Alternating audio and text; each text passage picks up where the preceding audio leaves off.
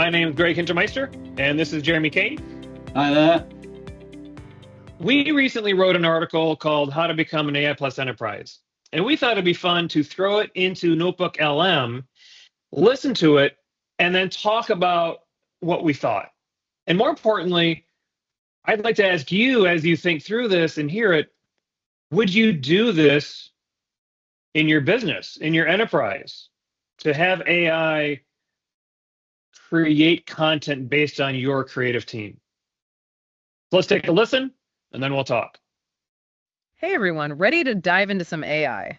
Always ready. I figured, well, we're looking at what it really takes to become what IBM is calling an AI plus enterprise. Sounds buzzwordy. Oh, it is, definitely. But this deep dive is all about going past that hype, I like it. getting to the nuts and bolts of what a real AI transformation looks like. You know? Absolutely. So we're basing this whole thing on this IBM article. Hey. It's their AI plus enterprise transformation model. Interesting stuff. What's the big takeaway? Well, the big thing that struck me is it's not just about like adding AI features here and there. Right. It's like the whole company changes. It's fundamental. Yeah. It's like rewriting the DNA of the company to include AI in every single part of the business. Yeah, exactly. It's almost like think about upgrading from a flip phone to a smartphone. Huge difference. Not just new features, it's a whole different way of thinking. The article even compares a traditional company to a house Oh. and an AI plus company to a living organism with AI as like the nervous system. I like that. Always sensing, adapting, optimizing. And the article is really pushing this whole idea of a holistic approach. Yeah. It's not just sprinkling AI magic on top of what you're already doing. So they warn against what they're calling shadow AI. Yeah, shadow AI. And it's where companies do these isolated AI projects, almost like different parts of your body working independently. Right. No coordination. You might get some short-term gains, but it's inconsistent and really limits the overall impact in the long run. Okay, so no quick fixes, no chasing the shiny new AI thing. It's about a unified strategy, top to bottom. But let's be honest, a lot of companies are interested in AI for the potential ROI. For sure. I mean, the article throws out this Gartner prediction Okay. that AI could generate $3 to $4 trillion globally. That's a huge number. Right, trillion with a T. Wow. So are those numbers realistic, and can most companies actually achieve them? I think those numbers really highlight the potential, but you need a clear ROI strategy. The AI plus model, according to the article, is about maximizing ROI, not just for single projects, but by improving the overall business capabilities and also the data maturity. Data maturity. Yeah, and they actually have a stat in there that organizations with high data maturity that fully embrace this model can see up to 2.6 times higher ROI. Convincing, right? Yeah, 2.6 times. But like, how do we get there? What are the steps Right. to become this like ideal AI plus enterprise?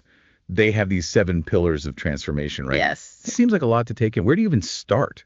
Well, the first pillar, it might sound obvious, but I think it's often overlooked, is making sure you're picking the right AI use cases, because Wow. it's so easy to get caught up in the hype and jump on the latest AI trend. But the article really stresses that you need to choose projects that are truly aligned with your business goals and have a clear path to ROI. Does it actually make sense for you to use AI for this? So it's finding the right AI tool for the job, Absolutely. not just using AI because it's cool. Exactly. And they call this the AI plus use case funnel. So you start with all these possibilities Okay. and you filter them down until you get to the ones that are really going to be transformative and are actually ready for production. So it's a very disciplined approach Is. to picking your AI projects. Yeah. And the article argues that that discipline is actually what helps prevent wasted resources, Okay. helps accelerate ROI, and really sets you up for ongoing AI innovation. Okay, so let's say we've done that. We've got our use cases figured out. Right. We're being strategic. Now we need to choose the actual AI technology. Right. And the article gets into some pretty complex stuff here. Public foundation models, building your own model, Yeah. RAG models. I mean, what does all this even mean if you're not a data scientist? It can feel like learning a new language. Right. For instance, RAG models. RAG stands for Retrieval Augmented Generation. It's this technique where the AI models can actually access and pull information from outside sources to answer your questions or generate text. It's like having a superpowered research assistant. Okay, so our RAG models Yes. can get information from outside. That makes sense. But how do all these different AI approaches actually impact the overall process of transforming your company? Right. That's where it gets really interesting. Okay. The article emphasizes that choosing your AI technology isn't something you do in a vacuum. Gotcha. It has ripple effects across the entire transformation. It impacts your data requirements, how you develop your applications, the cloud platform you'll need, even security. So all these things are connected. It's all connected. You can't make one decision without thinking about how it's going to impact the other areas. Okay, and speaking of data, the article really gets real about how important a solid data foundation is. They say that weak data leads to AI outcomes that are not useful, embarrassing, or get this, financial criminal. Yeah, that's a big one. And there's this example in there, like an AI chatbot spewing offensive language because it was trained on biased data. Oof. Right. So we really have to make sure our data is clean and accurate and unbiased before we even think about AI. Yeah, it's like feeding your AI a healthy diet. You want it to learn from good information. Exactly. Garbage in, garbage out, right? Exactly. And that's why the article is so big on data lineage. Okay. You need to be able to trace your data back to its source. Okay. So like a family tree for your data. Exactly. It shows where it came from, how it was transformed, who's accessed it. Oh, interesting. And that transparency, it's crucial for both data quality and compliance. Okay. So we've got our data sorted. What about our existing applications? Right. Do those need a makeover for this new AI world? Absolutely. The article argues that it's not just about building shiny new AI applications. Yeah. It's also about updating the ones you already have so they can handle the demands of this AI-driven world. Because like if you're using an AI-powered HR assistant, Yeah. that can automate tasks and answer questions, that's great. Yeah, that's amazing. But if your legacy HR systems can't keep up with the increased workload Right. and data flow, then you're going to have problems, right? It's like having a super fast race car engine in an old rickety car frame. Yeah. It's not going to work well. And I think they even gave an example where an AI assistant actually overwhelmed legacy systems, causing delays and frustration. Not exactly the smooth AI integration we're hoping for. Not at all. And that's where the cloud comes in. Right. Specifically, a hybrid cloud platform. It's about having that flexibility to train your AI models, tune them, and run them in different environments. So it's kind of like the best of both worlds. Exactly. You can use the power of the public cloud, Yeah, but keep your sensitive data on premises. absolutely. It gives you that security and compliance you need. And the article actually has this cool diagram, figure 5, Okay. that shows how this hybrid cloud architecture creates this seamless AI plus fabric. An AI plus fabric. Yeah, it connects everything together across your entire IT and business landscape. Yeah. Almost like a central nervous system, like you mentioned earlier. Oh, right. It's all coming together.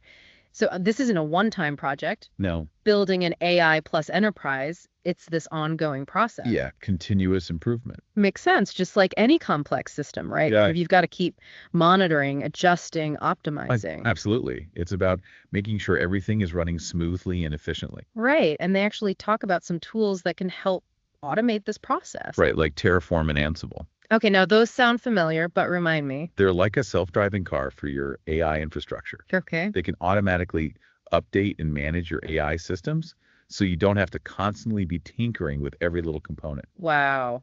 That sounds like a dream. It really is a game changer. Okay, but this continuous improvement, it's not just about making things run faster. Is there more to it? Yeah, there's a bigger picture here. The article emphasizes that it's also about mitigating risk, Okay, so risk management.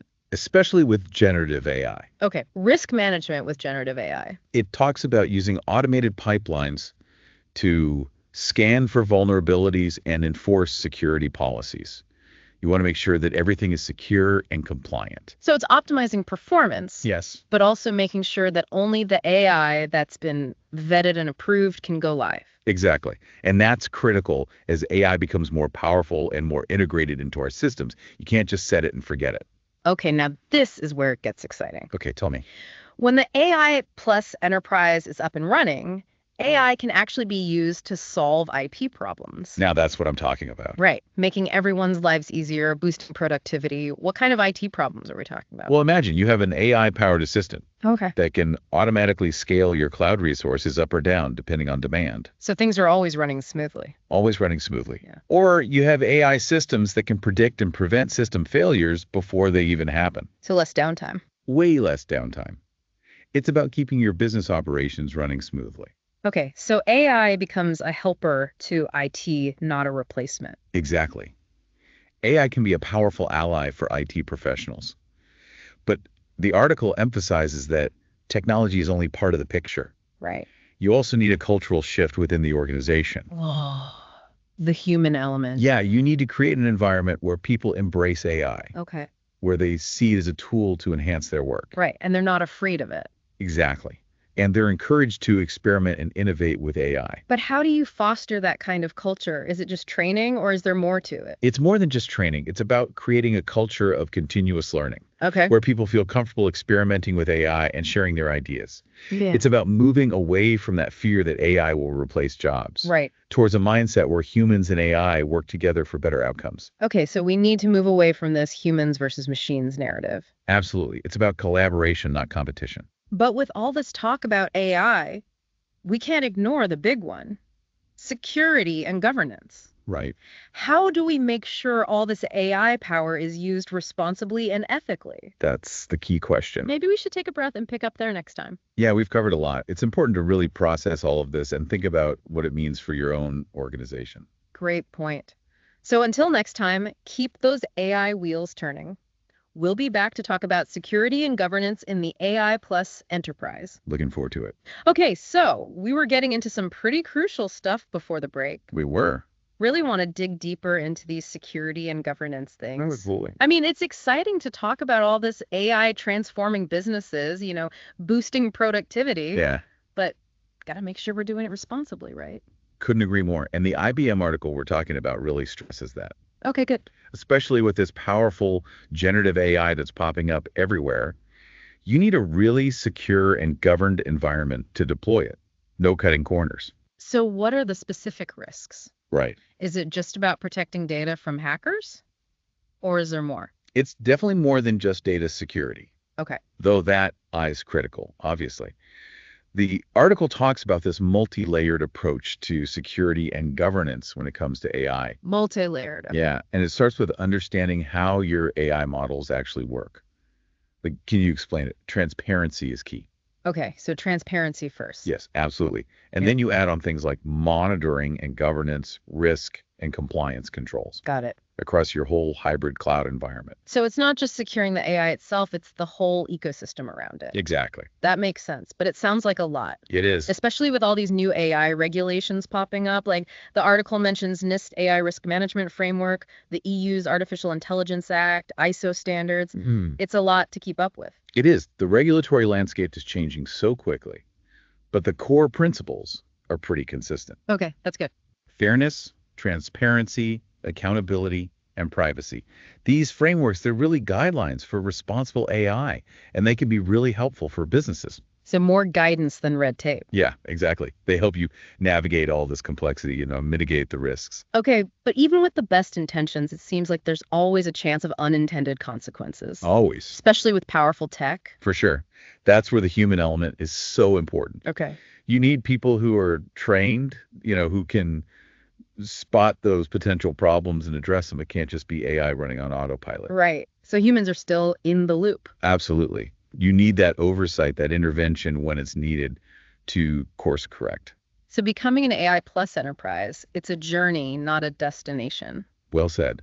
It's all about constantly learning, adapting, as the technology changes and regulations. And it ties back into what we talked about earlier, building that culture where employees embrace AI, not fear it. Yes, absolutely. One of the key pillars of the transformation in the article, you can have all the fancy tech and security in the world, but if your employees are afraid of it, Right? Or don't get it. exactly. Yeah, that can It benefits. It's like, I don't know, buying a fancy sports car and never learning to drive stick. Perfect analogy. Yeah. You're missing out on the whole experience. And the article really pushes for training and upskilling the workforce, giving them what they need to thrive in this new world. But does everyone need to be a data scientist? Not at all. Some people argue that these human skills will be even more important as AI takes over routine tasks. Like what? Think creativity, critical thinking, problem solving, communication, collaboration, those things that AI can't easily replicate. Right, because the world of work is changing so fast. Exactly. And those human skills will be critical for navigating that. Okay, so it's augmenting humans with AI. Yes, that's a much better way to put it. Finding that balance where humans and AI work together. But what about bias in AI or jobs being automated away? These are valid concerns, and the article addresses them. It acknowledges the potential risks and stresses the need for careful planning and mitigation strategies. So how can companies make sure their AI is ethical? Well, the key things the article talks about is transparency. Can you understand how your AI works? Can you trace the decision making and see where potential bias might be? Especially with those really complex AI models. Absolutely. Transparency builds trust and makes sure everyone is accountable. Okay, so it's like opening up the black box. Yeah, exactly. You need to know what's going on inside. But doesn't that clash with protecting intellectual property? It's a balance, for sure.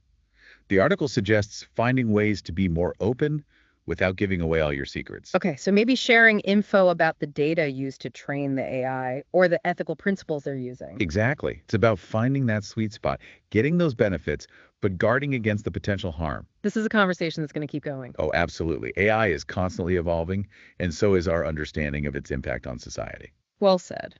We've covered a lot on security and governance. We have. And it's clear that these issues are tied to these bigger ethical and societal questions about AI. They are, and those are the questions we'll be exploring in the next part of our deep dive. We'll be looking at the big picture, the impact of AI on our lives, our work, our future. Sounds pretty philosophical. I'm looking forward to it. Yeah. So until then, keep those AI brains buzzing.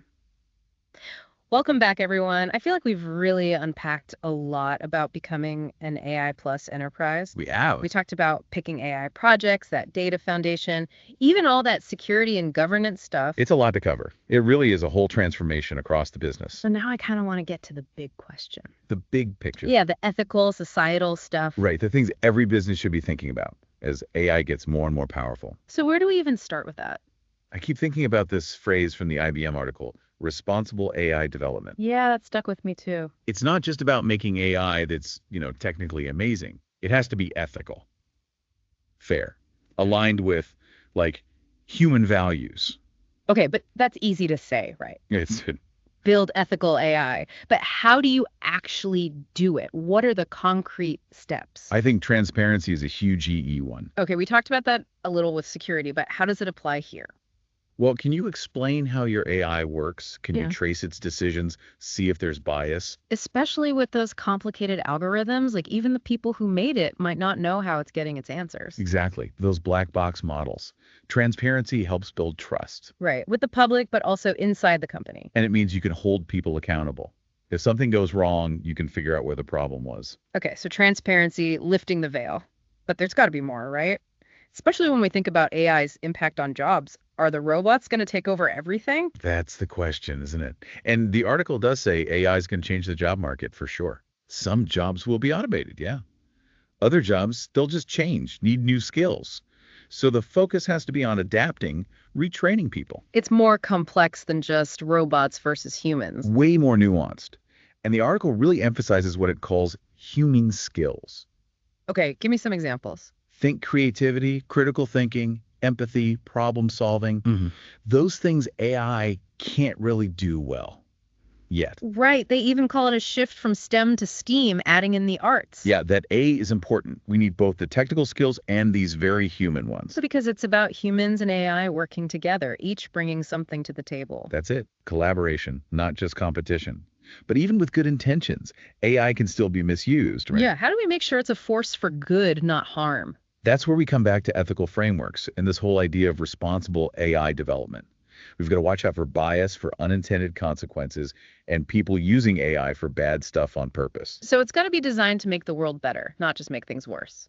Exactly. Like almost a Hippocratic oath for AI developers.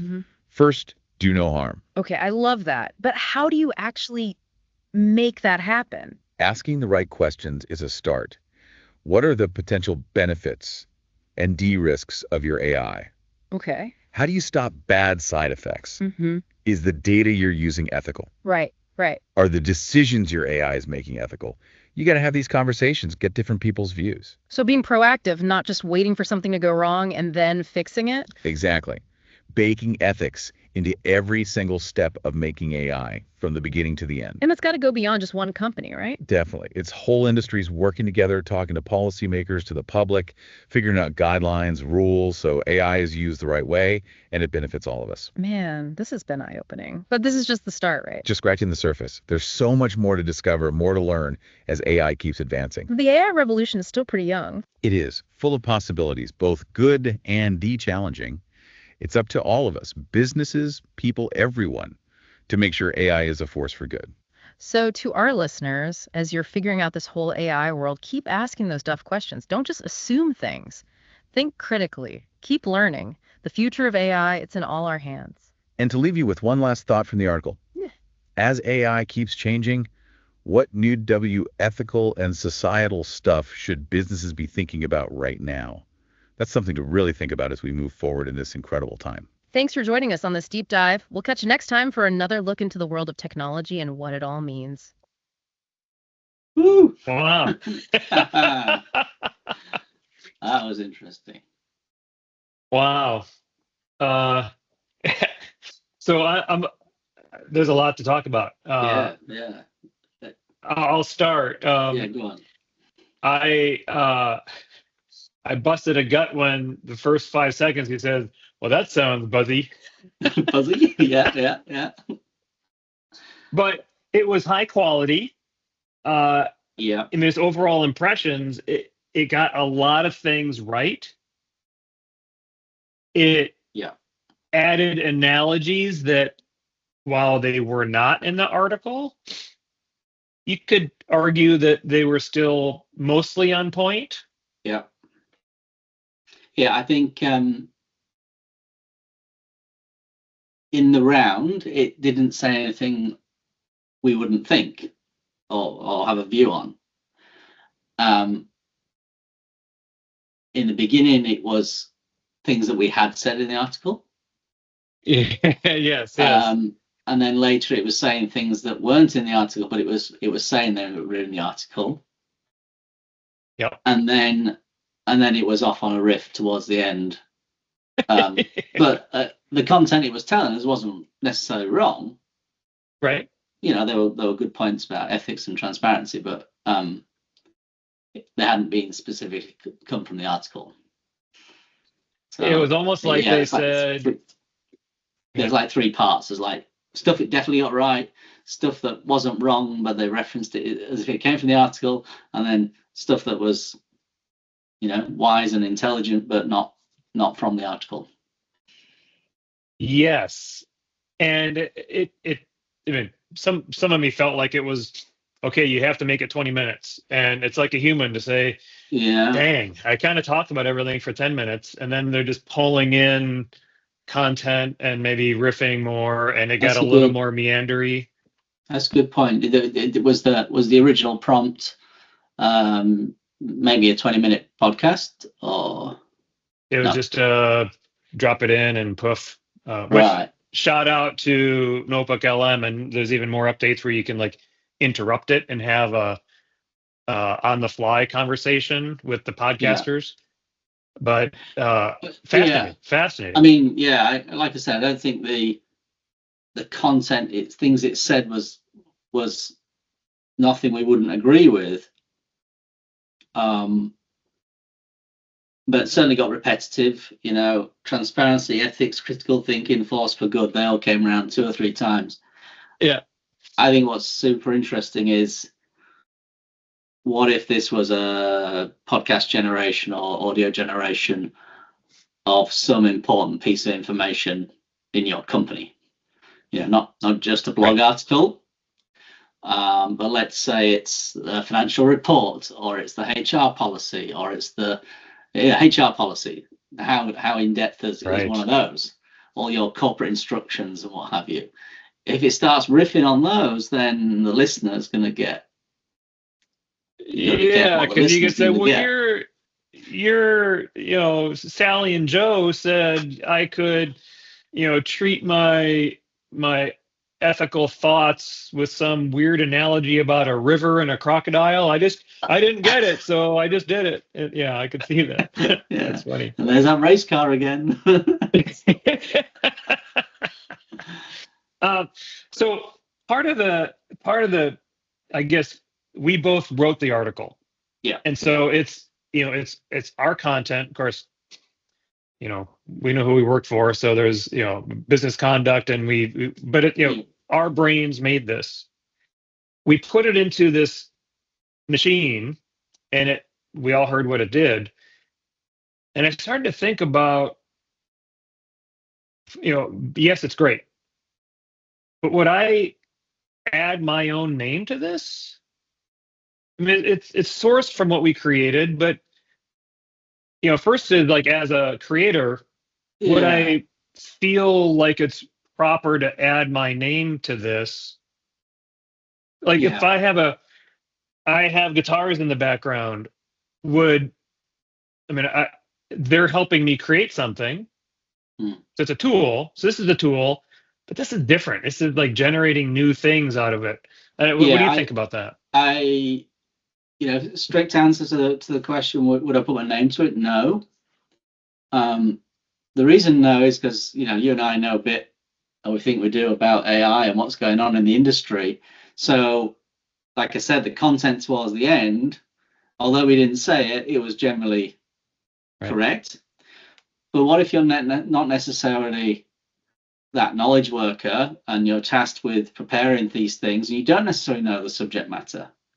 You have to trust the AI. So in this case, I'm not trusting everything. I shouldn't trust everything that NoteBookLM has produced. That's not to say the base models aren't fine and well governed from Google and what have you, but I think in the context of a true business and maybe a regulated entity, that's tread carefully by putting your name to it, I think.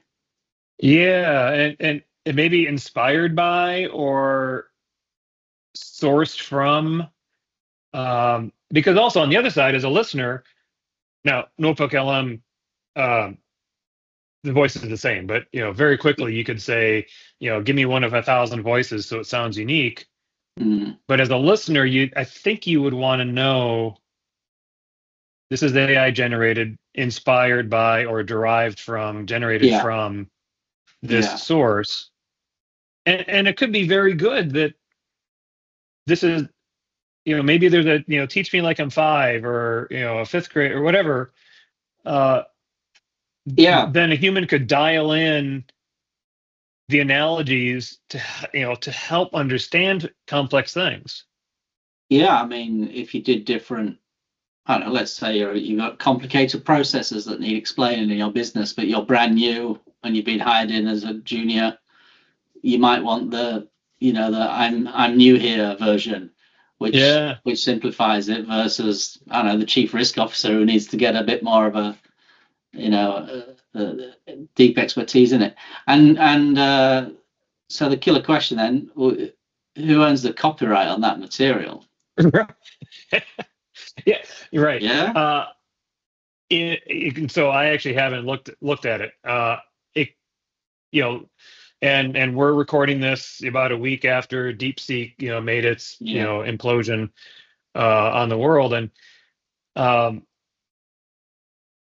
technically it's probably up to the AI generator to say, hey, put what you want in, but I mean, so any company can say, hey, I own the output. It's maybe they'd say, Yeah. So there's new rules, laws, I don't know, suggesting that AI generated content does not belong to the model provider, but they've all got their own ability to say yay or nay to that, I guess. It's clearly built off our content, or most of it is. So yeah, I think that's going to be interesting. The new world is content generation, AI, copyright, sources, fact checking. Which brings me to Yeah, the copyright stuff. That's so. This article. There's a. I mean, we teased about some of the models that scrape the internet, the good and the bad, but there's a lot of copyrighted content. There's lawsuits right now for certain models, music generation models, especially where they're trained on copyright material. And as a creator, even music, there is a lot of worry. Like, well, we spent 20 years honing our craft, even writing. I mean, we've been writing. Others can judge if it's good or not, but trying to get better and better every day. Yeah, it's a bit of a struggle to say you're profiting off of 20 years of hard work to hone a craft. Yeah, I mean, I agree with you. I don't think we can complain about a new expert turning up that's cleverer than us. That happens every day in the classroom or the workplace. It's just life. But violating a copyright is something to be watched. But then also the other thing I think it was a physics video AI engine a few weeks or months ago, and it had ice running down this beer bottle, and it generated a well-known beer brand label on the bottle. So that's brand infringement. So trademarks, things like that. So yeah, there's super interesting. Yeah, I think there's an agency, a digital agency in worldwide, but based out of London, and they're building their own text to image, text to video foundation models with partners like NVIDIA, and they're doing that because they know they need to be rock solid on where the content came from, where the creators came from. So yeah, it's interesting. So then we're actually touting the value of the article we wrote of transparency and ethics and secure your data, high quality data. Yeah, I think in this case because we're the authors of it. Yeah, and I think if we're with clients or academia, people want to explore this topic, we can use this as an example and say, let's break it down. Okay, to a certain extent, we don't care about our article in this context. The learning is really everything we've just been talking about, copyright and whether it's useful and whether it's repetitive. And where did he get all its information from? It's not all from the article, definitely. That's right. Well, Jeremy, thank you. This has been fascinating to me. Any other thoughts you have? No, that was a great test of the world of AI that keeps changing every week or every day. Yeah, that's right. All right. Well, thanks everybody. We had a great time. Hope you guys did too. Chat next time. Bye.